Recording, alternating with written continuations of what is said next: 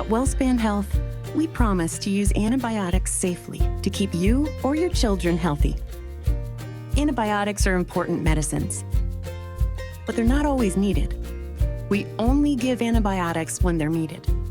Antibiotics help fight infections caused by bacteria, but they don't work for viruses like colds, the flu, or COVID-19. If you or your child takes antibiotics when they don't need them, it can cause side effects like a rash or an upset stomach.